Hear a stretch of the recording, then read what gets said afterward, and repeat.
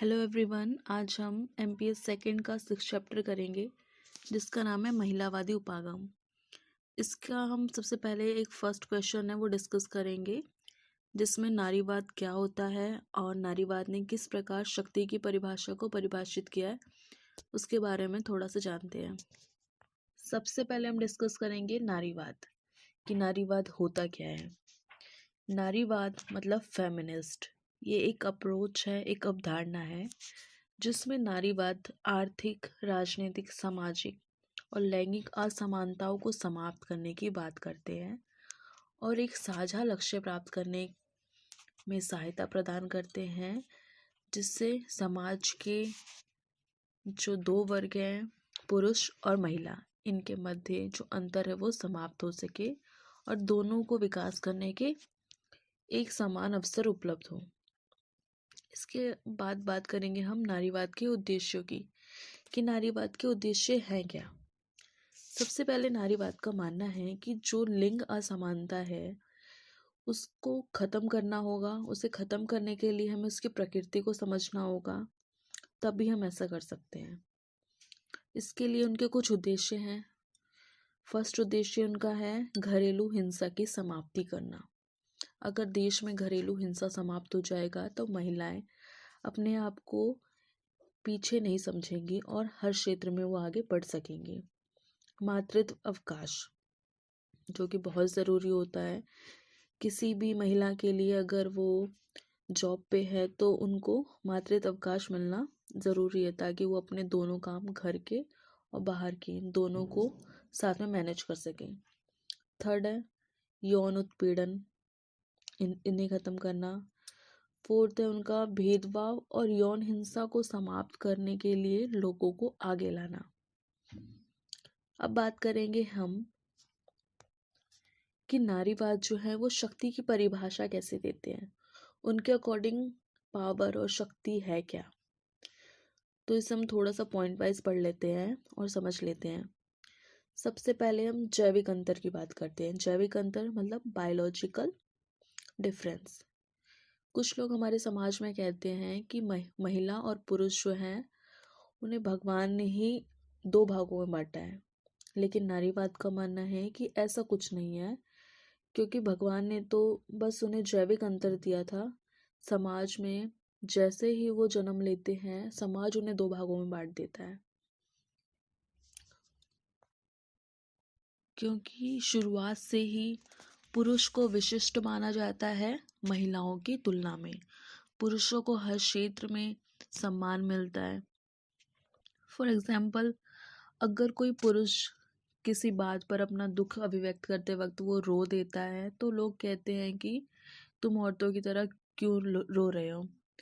अगर वहीं पर एक औरत बहादुर है, जैसे हम बात करते हैं झांसी की रानी की, अगर कोई औरत आज के टाइम में या पहले के टाइम में अगर बहादुरी के गुण भी दिखा देती थी फिर भी वो कुछ लोगों से ताने ही खाती थी।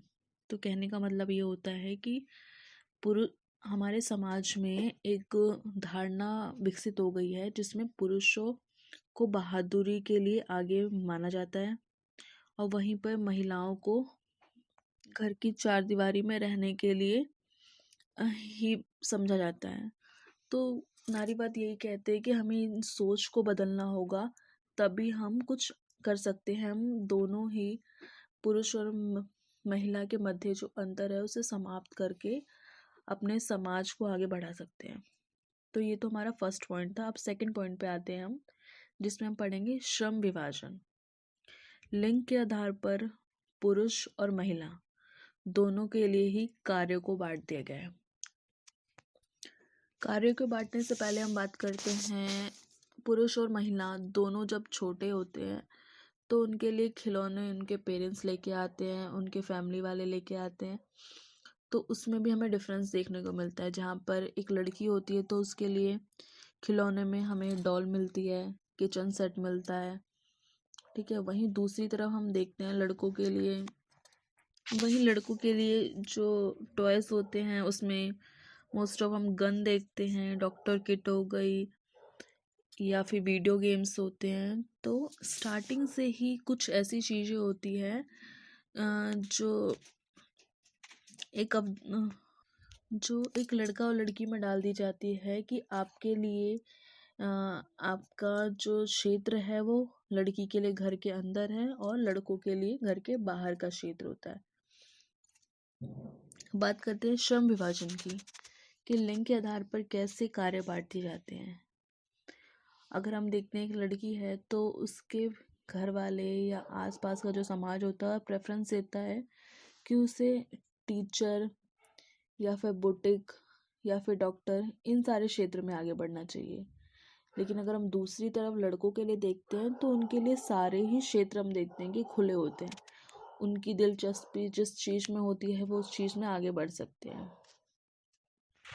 तीसरा पॉइंट हम पढ़ेंगे कि शक्ति किस तरीके से हमारे क्षेत्र में हमारे समाज में बटी है। उसका तीसरा पॉइंट ये है सामाजिक सांस्कृतिक मूल्य। अब नारीवाद कहते हैं कि हमारे देश में ऐसे सांस्कृतिक और सामाजिक मूल्य बनाए गए हैं जिसके कारण औरतें जो होती हैं वो पीछे रह जाती हैं।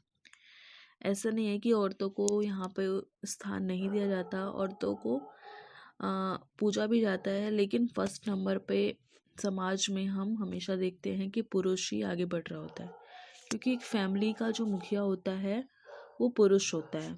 और हम जानते हैं कि हमारा देश भी जो है वो पुरुष प्रधान देश है। तो नारीवाद का मानना है कि देश में ऐसी संस्कृति है हमारी कि जहाँ पे हमेशा पुरुषों को ही आगे बढ़ने पर जोर दिया जाता है। फॉर एग्ज़ाम्पल जैसे माना जाता है कि औरतों को सूट या साड़ी ही पहनना चाहिए, ऐसी समाज की सोच है। लेकिन आज हमारे समाज में सूट जींस लड़कियां सभी पहन रही है, लेकिन फिर भी हम समाज में देखते हैं कुछ लोग ऐसे होते हैं कि वो लड़कियों के जीन्स पहनने पर या फैशनेबल कपड़े पहनने पर वेस्टर्न क्लॉथ्स पहनने पर लोग जो होते हैं उन्हें ताने मारते हैं। लेकिन अगर दूसरी तरफ हम लड़कों की बात करते हैं तो वो उन्हें जो पसंद होता है वो पहन सकते हैं, चाहे कुर्ता पजामा हो या जीन्स हो, वो कुछ भी पहन सकते हैं, उन्हें कोई भी ताना नहीं मारता। तो नारीवाद बस यही कहते हैं कि हमारे कुछ ट्रेडिशन और लोगों की सोच जो है वो औरतों को पीछे धकेल देती है। नारीवादियों का मानना है कि जो भी ये महिलाओं और पुरुषों के बीच में जो भेदभाव उत्पन्न करने वाली स्थितियां हैं उनको समाप्त करना होगा। तो वो बस उन्होंने इसमें इतना ही कहा है, क्योंकि इसमें उनका मेन लक्ष्य जो था वो बताना ये था कि किस तरीके से समाज में शक्ति जो है महिलाओं को कम दी गई है और पुरुषों को ज़्यादा दी गई है। तो उन्होंने शक्ति के माध्यम से देश में होने वाली जो विभिन्नता है वहाँ पे हमारा ध्यान केंद्रित करना चाहा है। नारीवादियों का बस यही प्रयास होता है कि वो अपने घर से लेके बाहर तक हर क्षेत्र में विकास करें। जैसे उनका मानना है कि पॉलिटिक्स में आज भी महिलाएं जो होती है वो कम नज़र आती है। ऐसा नहीं है कि उन्हें पॉलिटिक्स में जाने की अनुमति नहीं दी गई है, बल्कि एक सोच है जो उन्हें सीमित कर देती है कि पॉलिटिक्स जो है उनके लिए ठीक नहीं है या उनके फैमिली मेम्बर्स के लिए ठीक नहीं है। तो नारीवादी यही कहते हैं कि हमें अपनी सोच को बदलना होगा। सोच बदलेंगे तब भी हम हर क्षेत्र में पुरुषों से कंधा मिला के आगे बढ़ सकते हैं। बस इसका आंसर इतना ही था। Thank you so much for watching video.